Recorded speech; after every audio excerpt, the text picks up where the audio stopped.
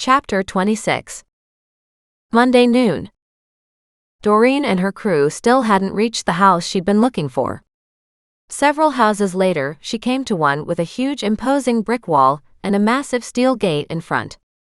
Of course, this was the Burns house she was looking for.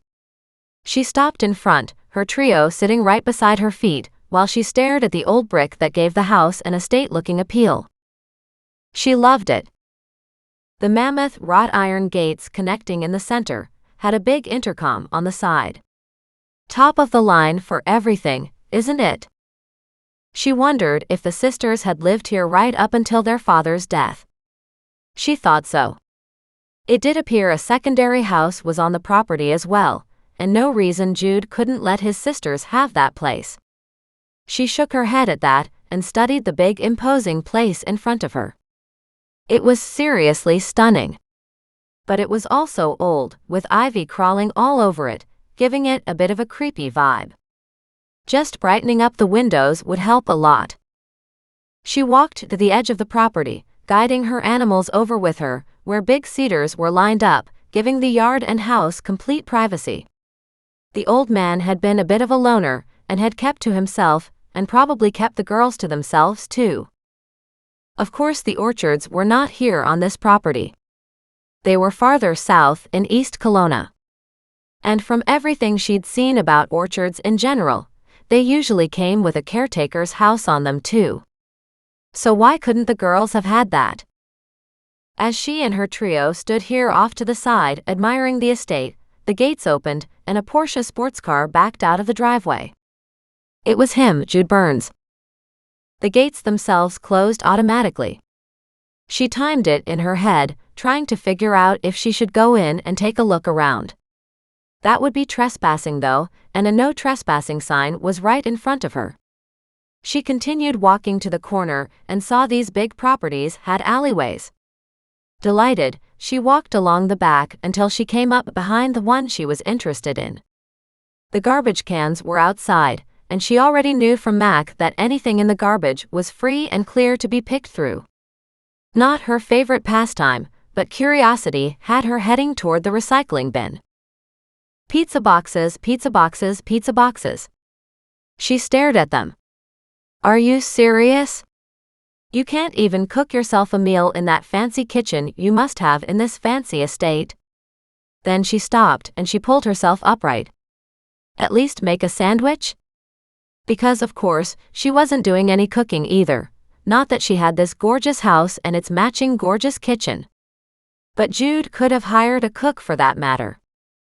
Amid the pizza boxes was also a stack of papers jammed down on the side. After snapping a photo with her phone, she reached for them, pulled them out of the recycling bin, tucked them under her arm and kept going, calling her animals to keep up. She walked all the way around to the front, until she came back to where her car was. Muggs and Thaddeus appeared to be completely content to stick by Doreen's side. Goliath, on the other hand, stalked every bird and squirrel as he came to them. She groaned and for the umpteenth time called to Goliath, "Come on, buddy. Let's go." He just glared at her. She shrugged and said, "We do need to go home." It had been about 15 minutes since Jude's vehicle had left, and just as she got Muggs into the front seat and Goliath into the back, the Porsche returned. It went past her, stopped, and his driver's side window rolled down. She'd already put her purse and the paperwork inside by the time Jude asked, "What are you doing here?" She looked at him in astonishment. "What do you mean? You don't live here." "No, I don't," she said, "but I love walking down here. It's beautiful." He sniffed. "Lazy no-good riffraff," he said, "that's all you are."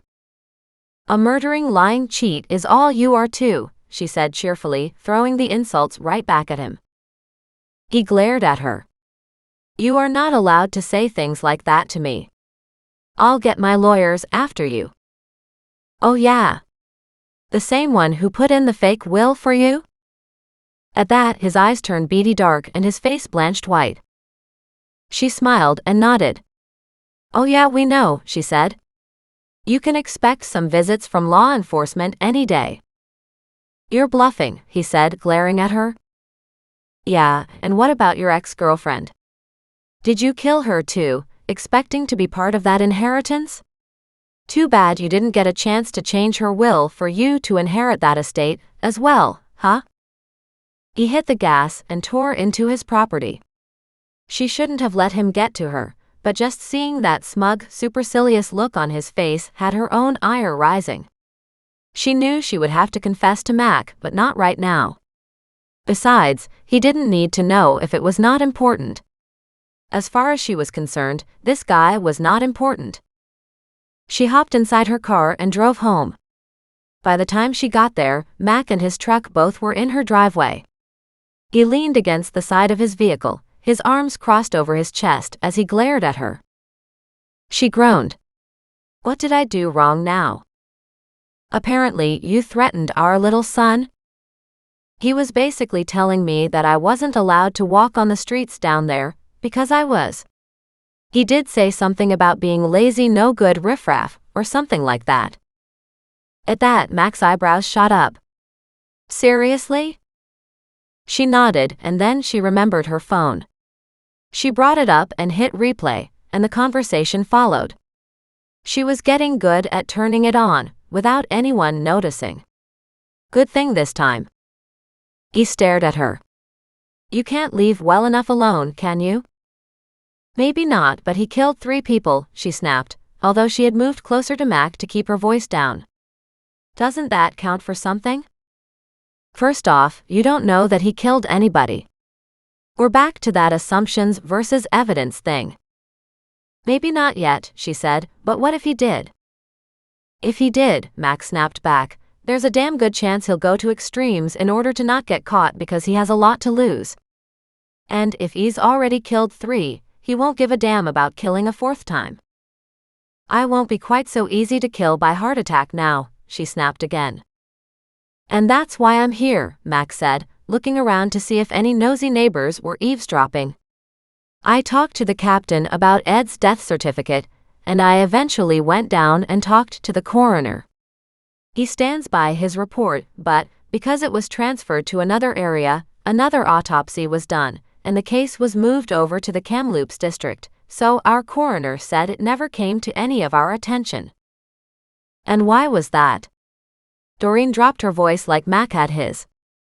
The coroner is not at all happy with the heart attack determination. He said Ed did die of a heart attack, but there was no reason for it. There was no heart disease. There were no high cholesterol counts. Ed Burns had a very clean, almost suspiciously clean health record.